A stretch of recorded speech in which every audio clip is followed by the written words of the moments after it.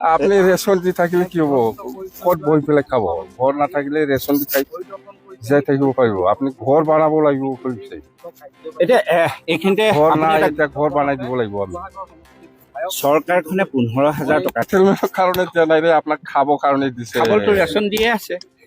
আপুনি কিবা কিবি কিনিব নালাগে হা মছলা তেল চিনো পাউডাৰ এইবিলাক কিনিব লাগিব না নাই এইটো নালাগে এইটো দিছে এতিয়া মূল কথাটো হৈছে নাগালেণ্ডত অবৈধ কয়লা খনন আৰু শিল খননৰ কাৰণে এই পলয় হ'ল বুলি মানুহৰ এই বন্ধ কৰাৰ ক্ষেত্ৰত কি কৰিব? নাগালেণ্ডৰ মালিক কোন আমি নাকি কিন্তু শিৱসাগৰতো খনন হৈ আছে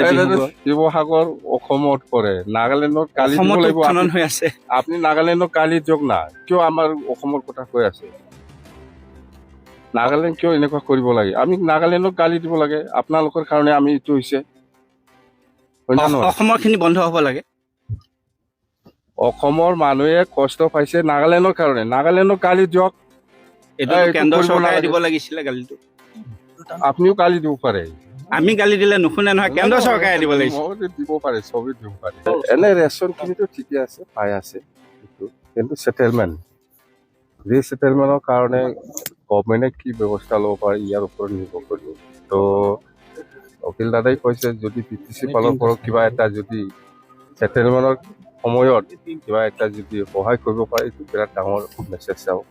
ভাল হ'ব বুলি কৈ আছে ভাল হওক বেয়া হওক অখিলে কৈছে যিহেতু অখিল দাদাই কৈছে যিহেতু মই কৰিম মানে BTC ফালৰ পৰাও এই বানাইত্যসকলক সহযোগিতা আগবঢ়োৱা হ'ব মানে হেল্পটো সহায়টো আমি এতিয়া কৰি আছো চৰকাৰী হিচাপে কিন্তু সেটেলমেণ্টৰ কত